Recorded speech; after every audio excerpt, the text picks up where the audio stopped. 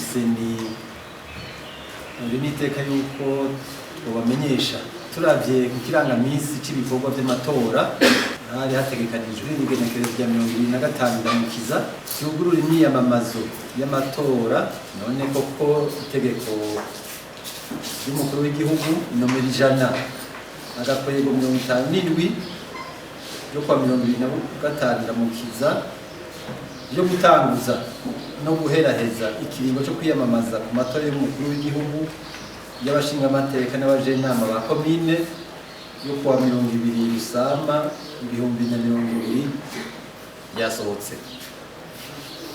Bwambere mumenya yuko kwiyamamaza birekuwe kuva kwigenekerezo rya 2027 ndamukiza rikazohera kwigenekerezo rya 17 Rusama.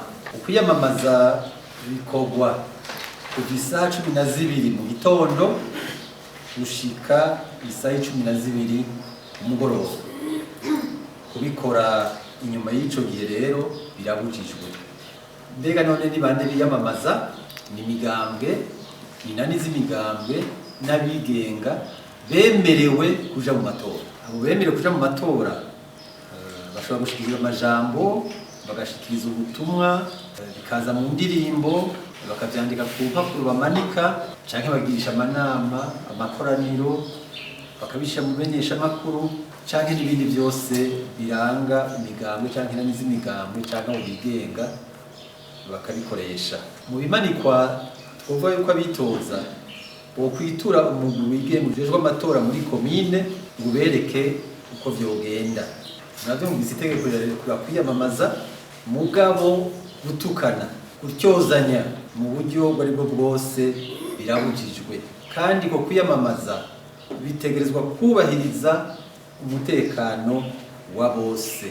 Niko amakoraniro araba, mugabo ayo makoraniro ategerezwa gukurikiza amategeko.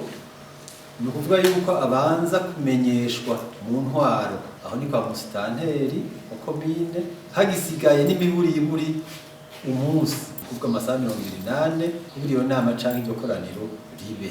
Igihe abasaba ibibanza by'amakoraniro babikoze gutyo bituma gutanga ivyo bibanza byoroha kuko bakurikiza urutonde rw'ingene bamenyesheje izo nama canke ayo makoraniro yabo. Kirazira kandi gutanga ibintu byo guhera abatora, kandi kirazira gukoresha uburyo bwa leta mu kwiyamamaza. Kirazira kandi kwiyamamariza ku kazi mu masaha y'akazi. Hanyuma kwiyamamaza birangiye mu kuvuga itariki 17 Rusama bizoba bibujijwe gusubira kwambara impuzu canke ibimenyetso by'abitoza. Ngo twokwibutsa yuko abiyamamaza bose bogerageza gusubira kwisomera amategeko agenga amatora, na cane iri tegeko rivuga ivyo kwiyamamaza kugira ngo bashobore kuyakurikiza.